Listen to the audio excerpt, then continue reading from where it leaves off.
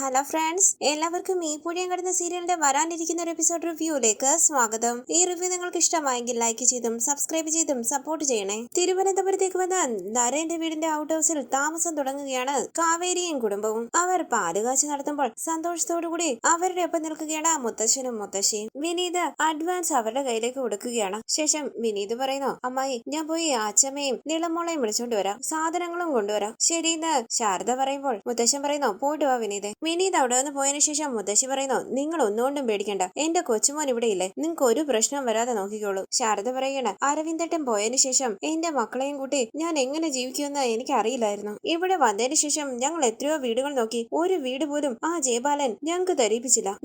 ഞങ്ങൾ ആരാണെന്ന് പോലും അറിയാതെ വീട് തന്നതാ. ഈ ഉപകാരം ഞങ്ങൾ ഒരിക്കലും മറക്കില്ല. മുത്തശ്ശൻ പറയുന്നു, ശാരദ നല്ലവരെയും മോശപ്പെട്ടവരെയും മുഖം കണ്ടാൽ അറിയാൻ പറ്റും. ശാരദ ചോദിക്കുന്നു, ആ മോനും വേറൊരാളും കൂടി ഉണ്ടായിരുന്നല്ലോ, അവർക്ക് പാല് കൊണ്ട് കൊടുക്കട്ടെ. മുത്തശ്ശി ചോദിക്കുന്നു, ആർക്ക്? നരേനോ? അപ്പൊ മുത്തശ്ശൻ പറയുകയാണ്, എന്റെ മരുമകൻ മേടിക്കും, നരേൻ വേണ്ടാന്നേ പറയൂ. അപ്പൊ ശാരദ പറയുകയാണ്, നമുക്ക് വേണ്ടി വലിയ ഉപകാരമല്ലേ ചെയ്തത്, പാല് കാച്ചിട്ട് കൊടുത്തില്ലെങ്കിൽ എങ്ങനാ, കാവേരി കൊണ്ട കൊടുക്ക്. കാവേരി പാലുമായി ശിവരാജന്റെ അരികിലേക്ക് വരികയാണ്. എന്താന്ന് ശിവരാജൻ ചോദിക്കുമ്പോൾ കാവേരി പറയുന്നു, പാല് കാച്ചി അമ്മ പറഞ്ഞു പാല് കൊണ്ട് തരാൻ. ശരി എന്ന് പറഞ്ഞ് ശിവരാജൻ പാലെടുത്ത് കുടിക്കുകയാണ്. കാവേരിയുടെ കുടുംബത്തെക്കുറിച്ചും ജയപാലിനെ കുറിച്ചും ഒക്കെ ശിവരാജൻ ചോദിക്കുകയാണ്. ജയപാലിനൊരു ഫ്രോഡാണെന്നും പുഷ്പവാടിയിൽ അയാൾക്ക് ഒരുപാട് ബിസിനസ് ഉണ്ടെന്നും ഒക്കെ കാവേരി പറയുന്നു. സർ, ഈ പാല് കൊടുക്കണമായിരുന്നു. അപ്പൊ ശിവരാജൻ പറയണ, എനിക്ക് ഷുഗർ കൂടുതലാ, ഈ ഒരു ഗ്ലാസ് മതി. അപ്പൊ കാവേരി പറയണ, അയ്യോ സാറിനല്ല, ഞങ്ങൾക്ക് വേണ്ടി ഫൈറ്റ് ചെയ്തില്ലേ അയാൾക്ക്, ഞങ്ങൾക്ക് വേണ്ടി ഫൈറ്റ് ചെയ്ത് ക്ഷീണിച്ചിരിക്കുകയല്ലേ. ശിവരാജൻ ചോദിക്കുന്നു, വയസ്സായ 2 ടിക്കറ്റ് അങ്ങോട്ട് വന്നായിരുന്നല്ലോ, അവരെവിടെ? അപ്പൊ കാവേരി പറയണ, അവിടെ ഔട്ട് ഹൗസിലുണ്ട്. ഈ പാല് കൊടുക്കാൻ വന്ന കാര്യം അവരറിഞ്ഞോന്ന് ശിവരാജൻ ചോദിക്കുമ്പോൾ കാവേരി പറയണ, അറിഞ്ഞു. ശിവരാജൻ ചോദിക്കുന്നു, അവര് വേണ്ടാന്ന് പറഞ്ഞില്ലേ? ഇല്ലാന്ന് കാവേരി പറയുമ്പോൾ ശിവരാജൻ പറയണ, ശരി കൊണ്ടുപോകും, അല്ലെങ്കിൽ വേണ്ട, ഇവിടെ വെയിറ്റ് ചെയ്താൽ മതി, അവൻ ഇങ്ങോട്ട് വരും. പുറത്തേക്ക് പോകാൻ ഒരുങ്ങുന്നത് കണ്ടു. ഇത് കേട്ട് കാവേരി നരേൻ വരുന്നത് കാത്തു നിൽക്കുകയാണ്. താഴേക്ക് ഇറങ്ങി വരുന്ന നരേനെ കണ്ട് പാലുമായി പിന്നാലെ വരികയാണ് കാവേരി. പാലെന്ന് പറഞ്ഞ കാവേരി നരേനോട് സംസാരിക്കാൻ ശ്രമിക്കുന്നുവെങ്കിലും കാവേരിയെ തിരിഞ്ഞു നോക്കാതെ കാറിന്റെ അരികിലേക്ക് പോവുകയാണ് നരേൻ. കാറിന്റെ ഡോറ് തുറക്കുമ്പോൾ ഡോറ് കൊണ്ട് പാല് താഴേക്ക് വീഴുന്നു. ഇത് കണ്ട് കാവേരി ഞെട്ടി നരേനെ നോക്കുകയാണ്. നരേൻ തിരിഞ്ഞു നോക്കാതെ വണ്ടിയിൽ കയറി അവിടെ നിന്ന് പോകുന്നു. തുടർന്ന് വിനീതും ഗംഗയും യമുനയും കാവേരിയും സാധനങ്ങളൊക്കെ എടുത്തു വെക്കുമ്പോൾ അവിടേക്ക് വന്ന ഗായത്രി ചോദിക്കുന്നു, നിങ്ങളാണോ ഇവിടെ പുതിയതായിട്ട് താമസിക്കാൻ വന്നത്? അതേന്ന് കാവേരി പറയുമ്പോൾ ഗായത്രി പറയണ, എന്റെ പേര് ഗായത്രി, അമ്മ പറഞ്ഞു ഇവിടെ പുതിയ താമസക്കാര് വന്നിട്ടുണ്ടെന്ന്, അതാ കണ്ടിട്ട് പോകാൻ വന്നേ, സാധനങ്ങളൊക്കെ കുറവാണെന്ന് തോന്നുന്നു. അപ്പൊ ഗംഗ പറയണ, ആവശ്യത്തിലുള്ള സാധനങ്ങൾ മാത്രമേ എടുത്തോണ്ട് വന്നോളൂ, ബാക്കി വീട്ടിൽ വെച്ചിരിക്കുക, പിന്നെടുക്കാം. എനിക്കിട്ട് ഗായത്രി പറയണ, നിങ്ങൾക്ക് എന്തെങ്കിലും ആവശ്യമുണ്ടെങ്കിൽ മടിക്കാതെ ചോദിക്കാം. ശരിയെന്ന് ഗംഗ പറയുമ്പോൾ വിനീത് ചോദിക്കുന്നു, മുത്തശ്ശനും മുത്തശ്ശി അവിടെ ഇല്ലേ? അപ്പൊ ഗായത്രി പറയണ, എല്ലാവരും വീട്ടിലുണ്ട്, അമ്മയും അച്ഛമ്മയൊക്കെ വന്നോ? എല്ലാവരും അകത്തുണ്ടെന്ന് ഗംഗ പറയുമ്പോൾ ഞാൻ അവരെ കണ്ടിട്ട് വരാന്ന് പറഞ്ഞ ഗായത്രി അകത്തേക്ക് പോവുകയാണ്. അകത്തേക്ക് കയറി വന്ന ഗായത്രി പറയുന്നു, എന്റെ പേര് ഗായത്രി. അപ്പൊ ശാരദ പറയണ, മനസ്സിലായി, മുത്തശ്ശനും മുത്തശ്ശിയും പറഞ്ഞായിരുന്നു, ഇത് ഞങ്ങളുടെ അമ്മ, ഇതെന്റെ ഇളയ മകൾ നിള. പുഞ്ചിരിച്ച് കൈകൂപ്പി ഗായത്രി പറയുന്നു, നിങ്ങൾക്ക് എന്തെങ്കിലും ആവശ്യമുണ്ടെങ്കിൽ മടിക്കാതെ ചോദിക്കണം. അപ്പൊ ശാരദ പറയണ, ശരി. അങ്ങനെ അവർ സന്തോഷത്തോടു കൂടി സംസാരിച്ച് നിൽക്കുകയാണ്. ഈ സമയം വളരെ ദേഷ്യത്തോടു കൂടി ഫോണിൽ സംസാരിച്ചുകൊണ്ട് പുറത്തേക്ക് വരികയാണ് നരേൻ. പുറത്തു നിൽക്കുന്ന വിനീതും കാവേരിയും ഗംഗയും യമുനയും എല്ലാം നരേനെ ശ്രദ്ധിക്കുന്നു. നരേൻ ഉറക്കെ ചോദിക്കുന്നു, ഹലോ, ഞാൻ പറയുന്നത് കേൾക്കുന്നില്ലേ? അപ്പോയിന്റ്മെന്റ് ഫിക്സ് ചെയ്യാതെ ഞാൻ കാണില്ല എന്ന് എത്ര തവണ പറഞ്ഞതാ, കേൾക്കില്ലേ? പുറത്തേക്ക് വന്ന ശിവരാജനും നരേനെ ശ്രദ്ധിക്കുകയാണ്. നരേൻ ഫോണിലൂടെ പറയുന്നു, നിങ്ങൾ എത്ര പേര് ജോലി ചെയ്യുമെന്നൊന്നും എനിക്കറിയണ്ട,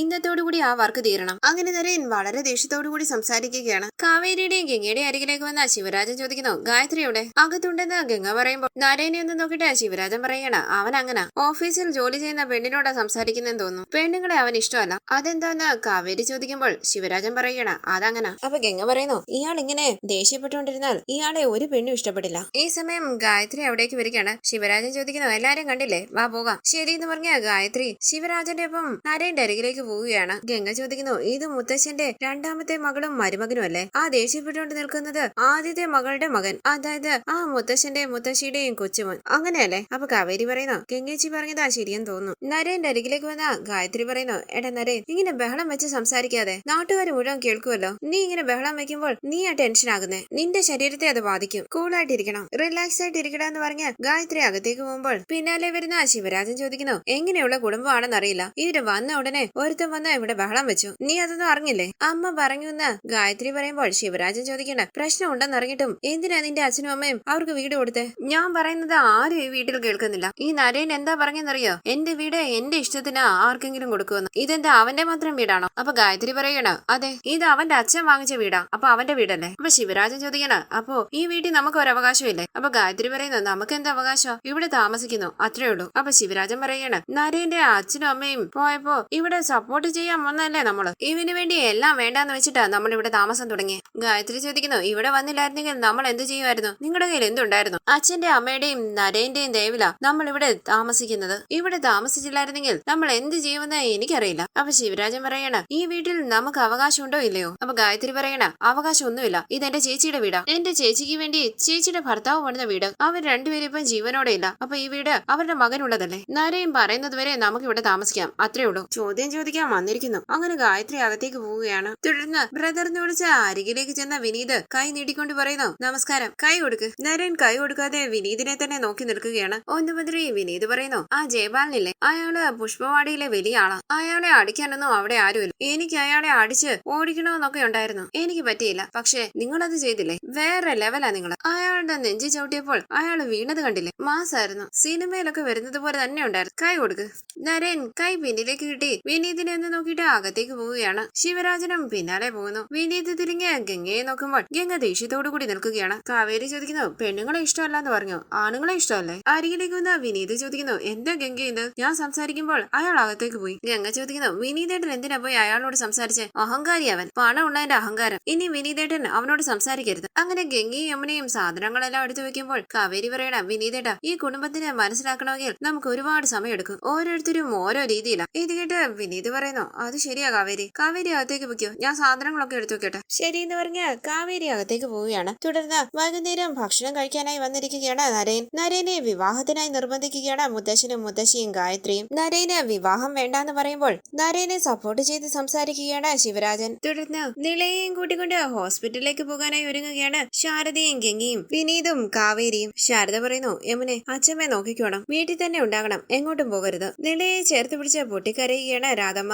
എന്താ അച്ഛമ്മ ഇതെന്ന് കാവേരി ചോദിക്കുമ്പോൾ രാധമ്മ ചോദിക്കണം ഇവളെ ഇപ്പൊ ഇവിടുന്ന് കൂട്ടിക്കൊണ്ടുപോയാൽ പിന്നെ എപ്പോഴാടി കൊണ്ടുവരിക? ഗംഗപതിയെ ശാരദയോട് പറയുന്നു എല്ലാവരും കരയുന്നത് കണ്ടാൽ അവള് പേടിക്കും. നിള ചോദിക്കുന്നു എനിക്ക് കുഴപ്പം എന്തെങ്കിലും ഉണ്ടോ? അപ്പൊ കാവേരി പറയണ നിനക്ക് ഒരു കുഴപ്പമില്ല, നീ പേടിക്കണ്ട. അപ്പൊ ഗംഗ പറയണ നോക്ക് നമ്മൾ ഹോസ്പിറ്റലിലേക്ക് പോകുക, 2 ദിവസം നമ്മൾ അവിടെ താമസിക്കണം, ഞങ്ങൾ എല്ലാവരും മോടെ കൂടെ ഉണ്ടാകും. നിള ചോദിക്കുന്നു ഗംഗേച്ചി എനിക്ക് ഡ്രസ്സ് വാങ്ങിച്ചു തരുമോ? അപ്പൊ ഗംഗ പറയണ 1 2 അല്ല 4 ഡ്രസ്സ് മേടിച്ചു തരും. നിള ചോദിക്കുന്നു എന്ത് ചോദിച്ചാലും മേടിച്ചു തരില്ലേ? എന്ത് ചോദിച്ചാലും മേടിച്ചു തരാന്ന് പറഞ്ഞ് സ്നേഹത്തോടു കൂടി നിളയെ തലോടുകയാണ് ഗംഗ. അരികിലേക്ക് വന്നിരുന്ന കാവേരി പറയുന്നു മോൾ എന്ത് ചോദിച്ചാലും ഞങ്ങൾ മേടിച്ചു തരും, നമുക്കിപ്പം ഹോസ്പിറ്റലിലേക്ക് പോകാം. ശാരദ അടുക്കളയിലേക്ക് പോയി കരയുമ്പോൾ അരികിലേക്ക് വന്ന ഗംഗ പറയുന്നു അമ്മ എന്തിനാ കരയുന്നത്, നമ്മൾ അവളുടെ നല്ലതിനു വേണ്ടിയല്ലേ ചെയ്യുന്നത്, ഈ ഓപ്പറേഷൻ കഴിഞ്ഞാൽ അവക്ക് ഒരു കുഴപ്പവും കാണില്ല, അമ്മ കരയാതെ. തുടർന്ന് എല്ലാവരും കാറിന്റെ അരികിലേക്ക് വരികയാണ്. വിനീത് പറയുന്നു മോളെ വിനീതേട്ടൻ ബാങ്കിൽ പോയിട്ട് ഹോസ്പിറ്റലിലേക്ക് വരാം. ശരി എന്ന് പറഞ്ഞ് നിള കാറിലേക്ക് കയറുമ്പോൾ ശാരദയും യമുനയും ഗംഗയും കാറിൽ കയറി ഹോസ്പിറ്റലിലേക്ക് പോവുകയാണ്. വിനീത് പറയുന്നു അമ്മമ്മ ഞാൻ